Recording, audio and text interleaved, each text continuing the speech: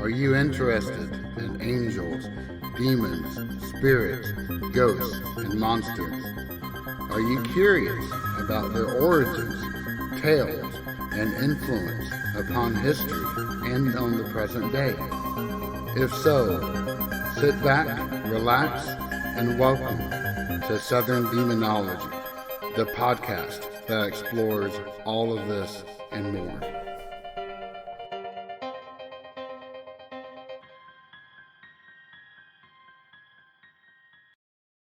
Streaming services had a great idea.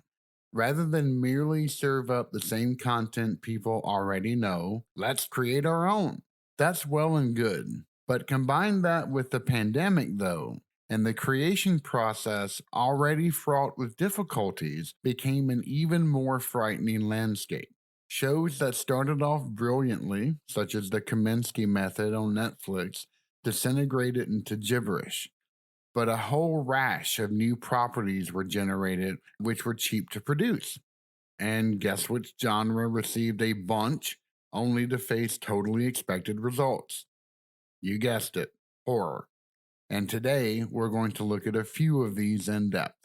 Welcome back to Southern Demonology. As always, I'm your host, JJ. Oh, Shudder.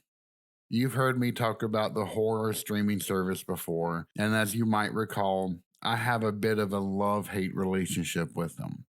Yes, they are responsible for the Creepshow TV series, and for that alone, they deserve many, many awards and accolades.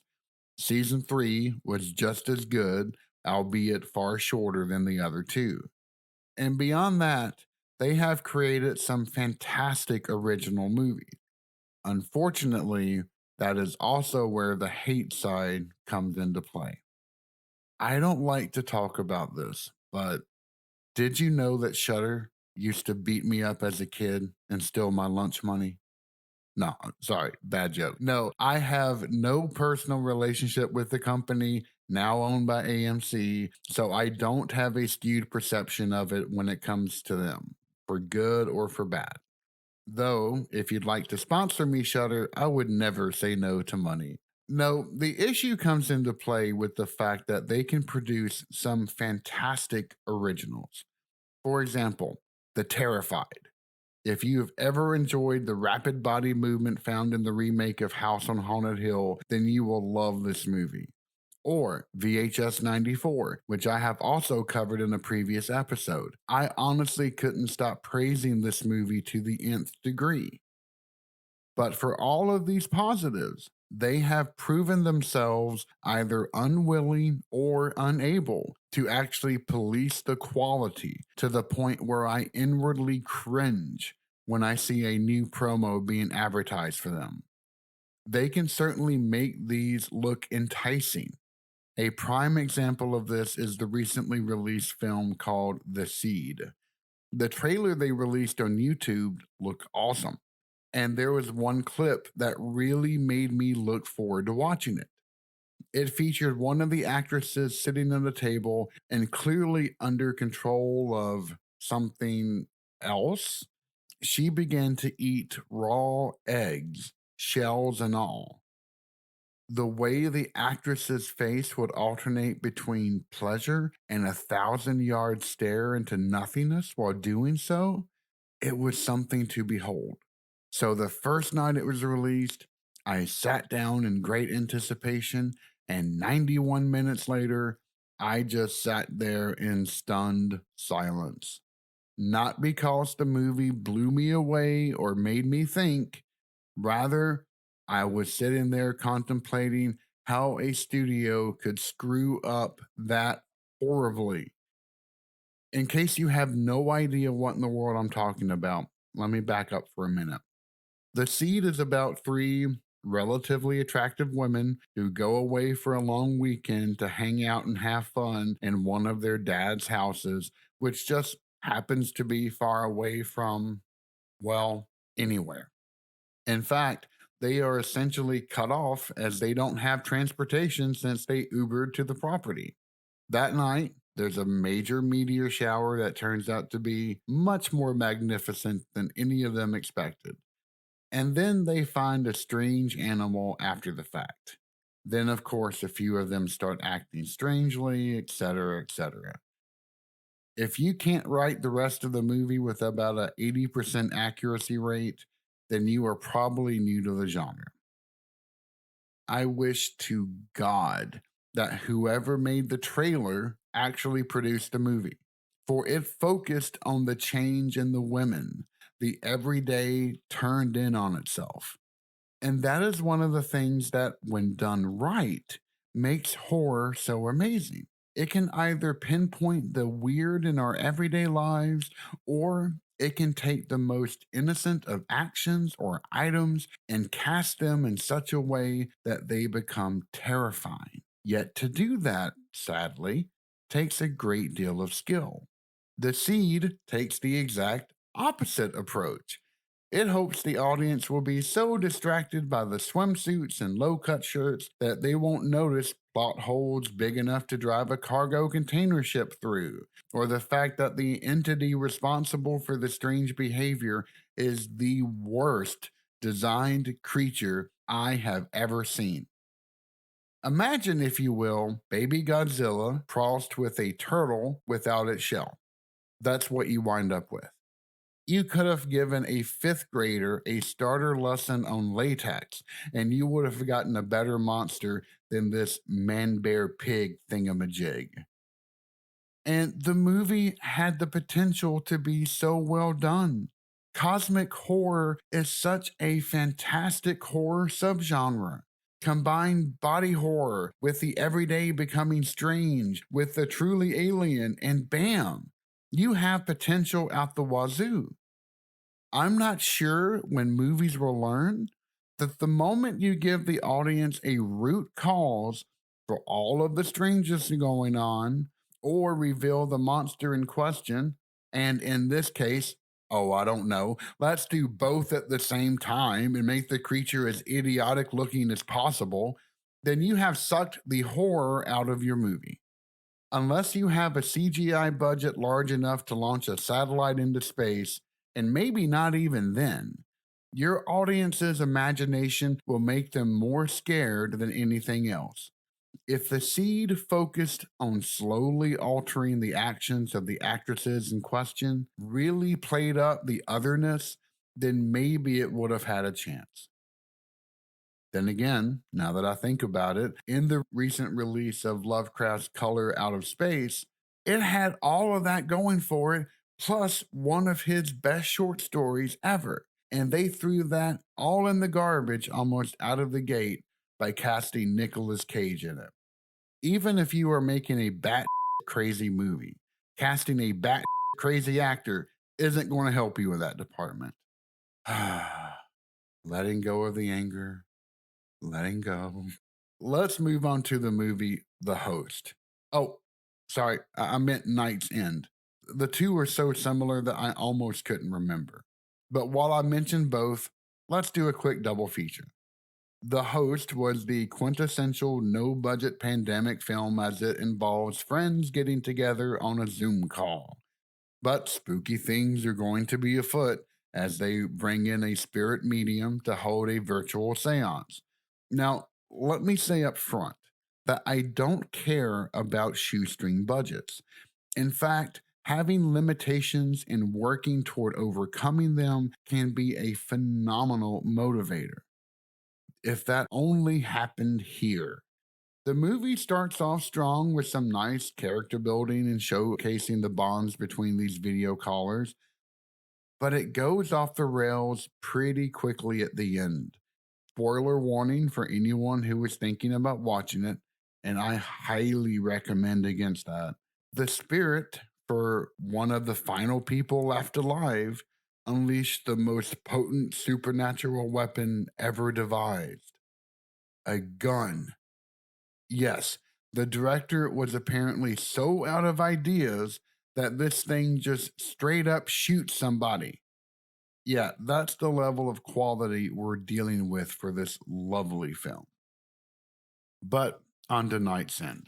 It features a man somewhere in his 30s who is a shut in and, without a job, tries his hand at being a YouTuber. And of course, one of his friends just happens to see something strange behind him and says, maybe you have a ghost. We've seen this setup before quite a number of times. Now, the movie starts off well. It actually focuses in on the man's daily routines and shows little details about how they start to change as things begin to go sideways. Unfortunately, it doesn't take any time to explain any of them. For example, he counts down from 10 when waking up or going to bed. Never explained, just left in as some personality quirk. He makes coffee and splashes in a little milk. But as the day goes on, the amount begins to shift from mostly coffee to mostly milk to no coffee at all. What significance does this have? You tell me. You can tell that a lot of this movie was left on the cutting room floor. Dear Lord, with the pandemic and everyone cooped up inside, this could have been such a powerful touch point with all of us. Yet nothing is done with this. The man even does part time taxidermy in his apartment. And no one talks about this. It's never mentioned, never discussed. Yet this film decides that its hook or gimmick to differentiate itself from all the other movies is to make the character as dumb as humanly possible. At the encouragement of his friends and ex wife over video calls, he purchases a book on ghosts and then decides to craft a spirit jar in order to trap the entity he thinks is in his apartment. But the poorly worded Latin phrase he uses to invoke this power, oh, and don't worry, they even translate it in English, states at the end, all the evil to me, as in he's summoning all the evil in the room. Perhaps that would be a sign that maybe you shouldn't be messing with this crap. And that is just one of many, many plot holes that this train wreck of a movie has going on. Lastly, this movie actually uses an actual MacGuffin. For those unfamiliar with the term, it's an object which is never explained but somehow makes the entire plot possible. It's the laziest plot device next to two roommates, one who is messy and the other who's a neat freak. The sad part is that the actors in it are actually passable, the main actor especially. They didn't just pick up some community theater people who were actively trying to outperform each other in every scene. Yet, that won't save your train wreck if the vehicle in question has no brakes and really wants to see what slamming into a brick wall at 200 miles per hour would feel like. Man, it's really getting hard to let this anger go. Okay, on to the third bad pick, which is called Virus 32. Sadly, this film can be perfectly summed up if 28 days later happened in a YMCA. A mom who is apparently now living with the roommate because her youngest child died young and is now broken inside as strong armed into taking her daughter with her to work because reasons? And she happens to be a security guard at a rundown sports club a la YMCA. And of course, there's a virus outbreak that somehow turns the people who contract it into violent, rage filled monsters, a la 28 days later. Oh, but there is a catch.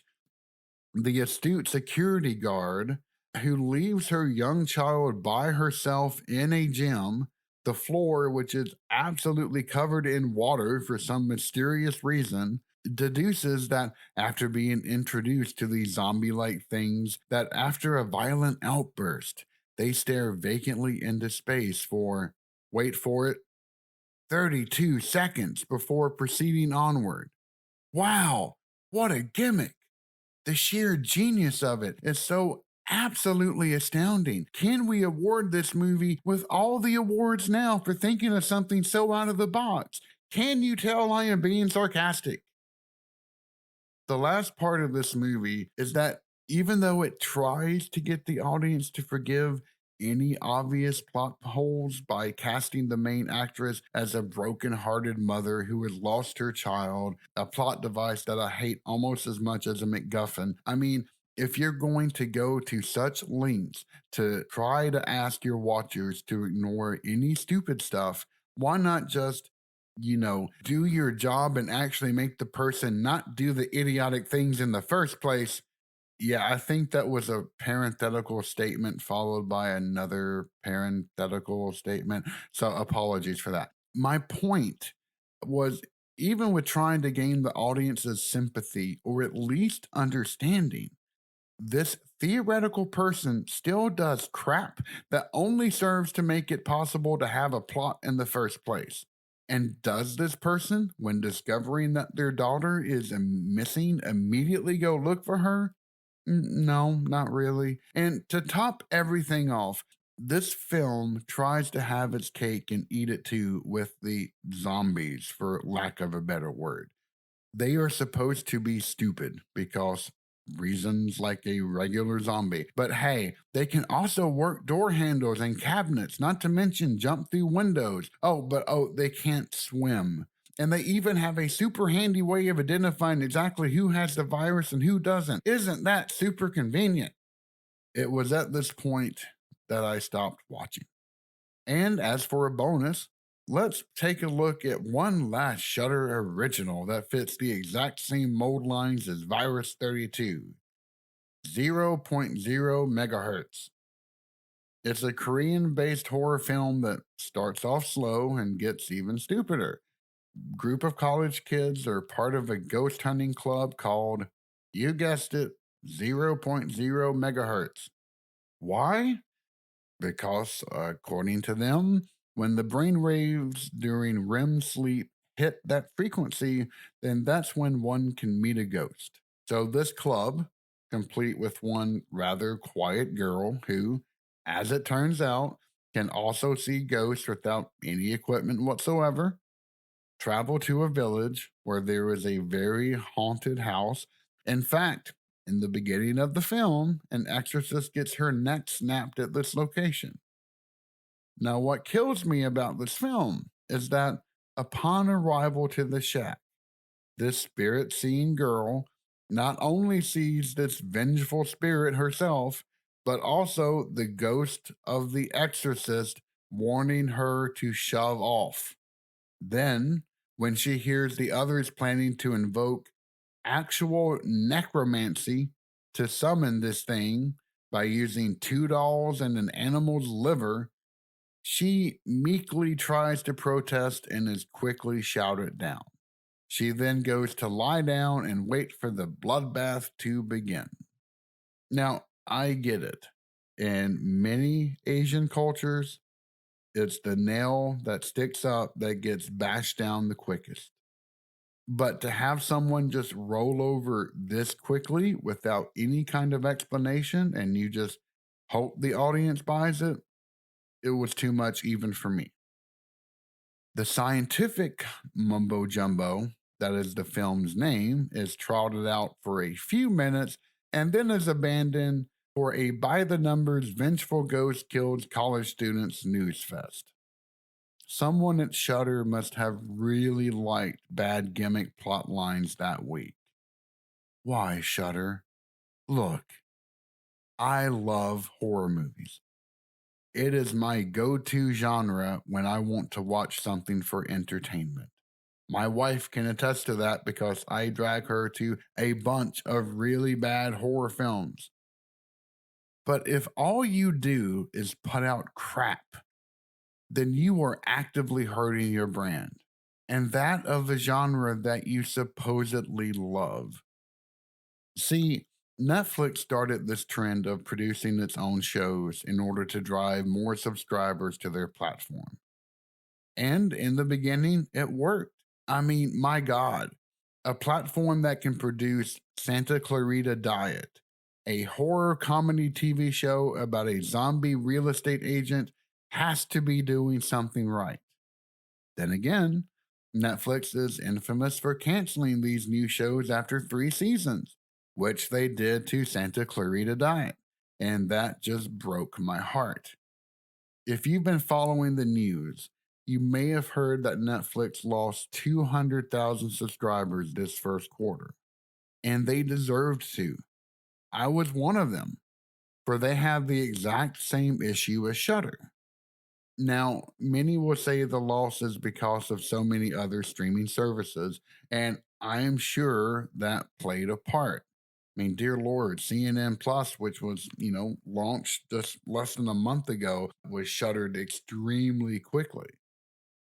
But the other is that these companies are not ensuring that these movies and shows have the quality needed. With Netflix, the straw that broke my back was the movie Don't Look Up. It was the most ham fisted, shallow, and smug. Hey, look at me for banging you over the head with how shallow everything has become. And ain't I smart for that? Thing that I have ever seen. I stopped watching halfway through and immediately canceled my subscription, and I refused to restart it. Congratulations, Netflix. You spent untold millions on big name actors. But not only did you just succeed in producing a worst Mars Attacks, anyone remember that horrible stinker? But you drove away a paying customer who has been with you from the very beginning of your DVD rental business. And you can tell things aren't going very well for them. For just look at the service that time and time again is producing shows that become cultural touchpoints. Yes, once upon a time, people talked about Tiger King. Watch any late night show now, though, and it's HBO that is stealing the show. And there's a dang good reason for that. They make good TV series. They actively police what they pay for and make dang sure that the shows are only going to enhance their brand, not detract from it. And Shudder is in my crosshairs next if I don't see a decent movie in the next month. Your technology platform used to be the worst thing about you, but since AMC is taking over, things have slightly improved on that front. I mean, you have it in you. You have the movie Terrified as a Shudder original. If y'all haven't seen it, then let me set a scene for you. I actually stayed up super late rewatching it just to get the bitter taste of these other failed films out of my mouth. The movie opens up with a woman in her kitchen, and she seems to hear breathing coming up from the pipes in the sink. Her husband comes back, and she says that she didn't cook because she heard voices in the kitchen all afternoon, human voices, and they said they would kill her. Early the next morning at 5 a.m., she wakes up and goes to the bathroom. You hear the shower turn on. The husband tries to go back to sleep, but he hears banging on the walls. He thinks it's his neighbor Walter, who is starting renovations early and starts banging on the wall in return. He even goes outside and rings his neighbor's intercom, telling him to stop with the noise, but he doesn't get an answer. Upon entering the house again, he notices that the sound is coming from the bathroom. He opens the door and he finds his wife levitating in the air over the tub. And the banging has come from her body being forcefully propelled backwards and forwards into the walls, blood covering everything. And even when he traps his wife's body in the corner, her head is still being beaten against the wall over and over and over again. And that is just the opening scene. In fact, the movie is so well done that it even shows the apparition in question on its main promotional image. And it can get away with that, for the looks of the thing is only a very small component piece that inspires the dread it does. I did not mean for this episode to be one giant rant. I am certainly not the kind of person who thrives off from anger or drama. In fact, I'm just the opposite. So let me wrap things up with a sincere plea to Shudder. Do better, please. As a super fan of the genre you cater to exclusively, make better shows and TV films. I know you can. Channel the spirit of Creepshow, VHS 94, and Terrified. Don't just keep making these horrendous clones like The Seed, Night's End, and Virus 32, amongst many, many, many others. Don't make me bring up the horrible non comedy horror film that you produced where a pair of jeans was the monster. And I wish to God I was making that up.